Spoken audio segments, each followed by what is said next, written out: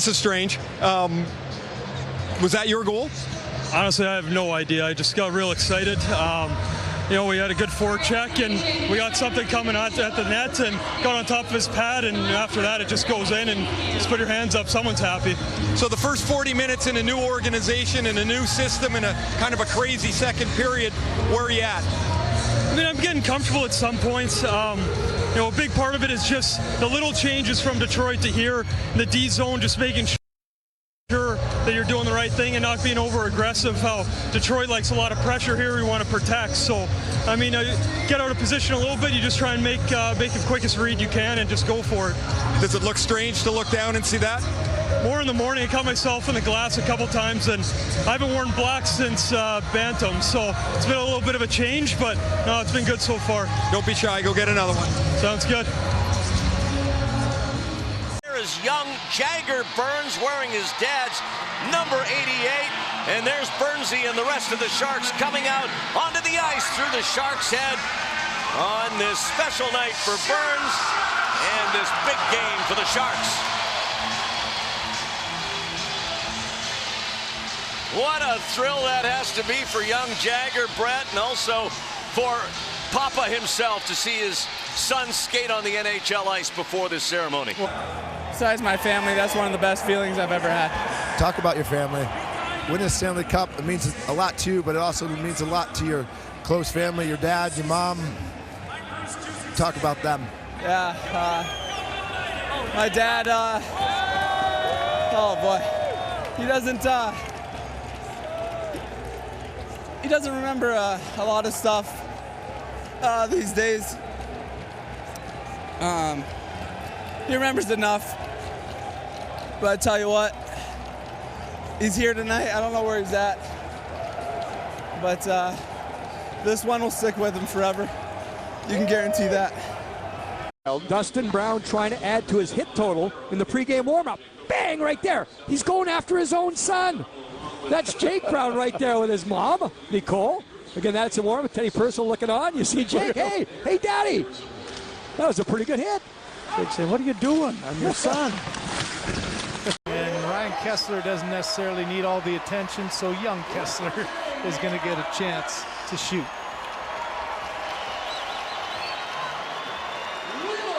There's a video that's going to last forever. I bet he scores. I got a good feeling there. Oh, 5-hole, gotta love it.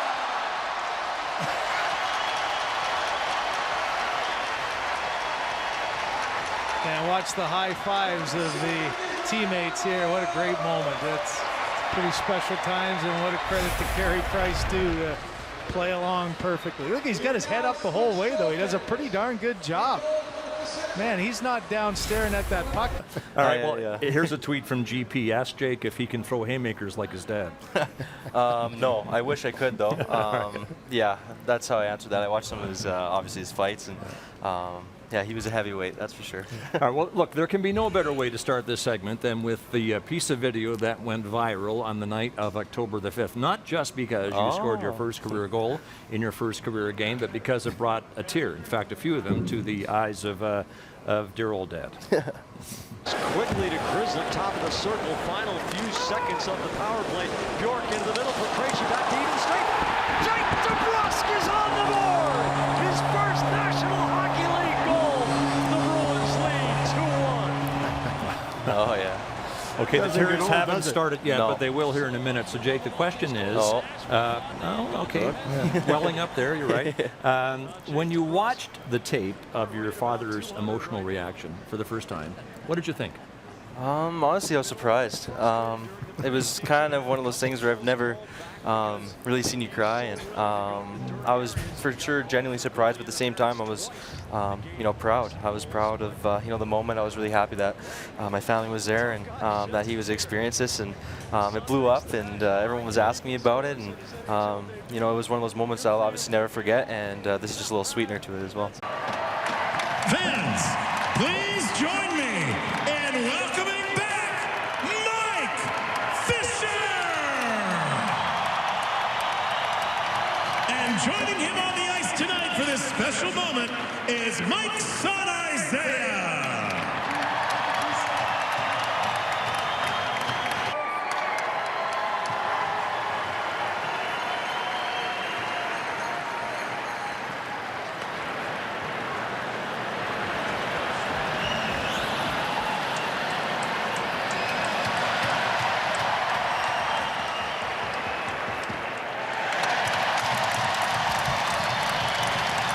Isaiah Fisher with the puck drop there next to his dad, Mike Fisher, the guest of honor tonight, the one-time Predators captain, and a guy that has made such a huge impact on this franchise over the years, Mace.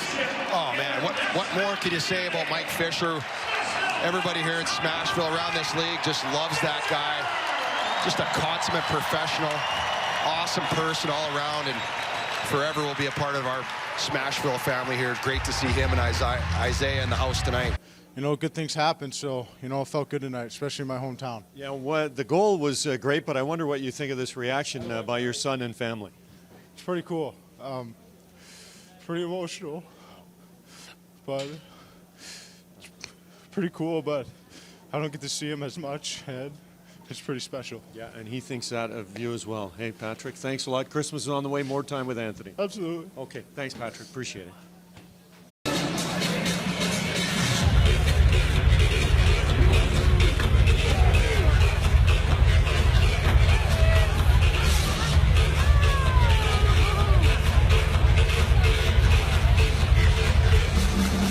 Ryan Kessler, but another Kessler joining him.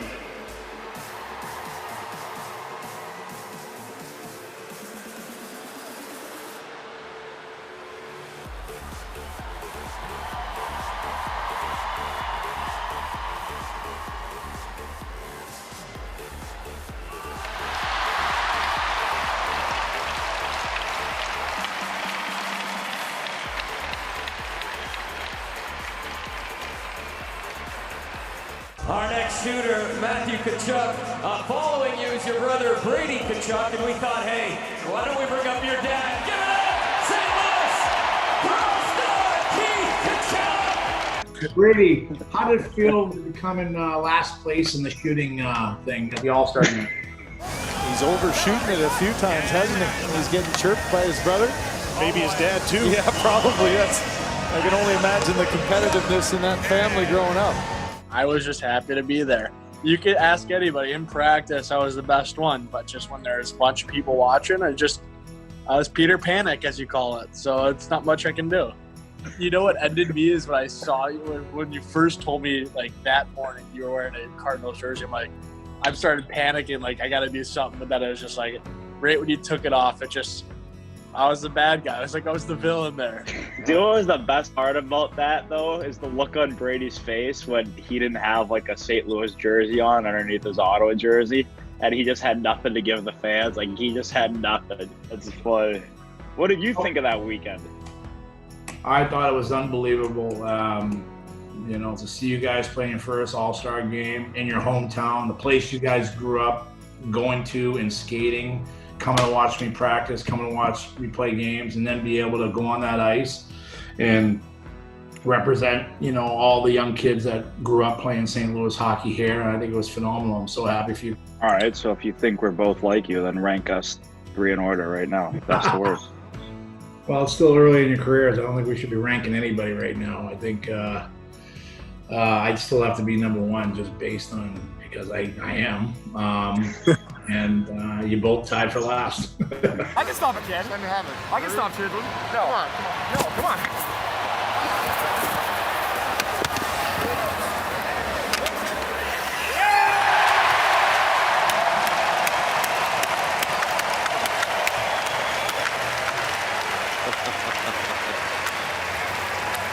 One of the great things about this is being the ability to bring your family and your kids down here, and man. Look at this.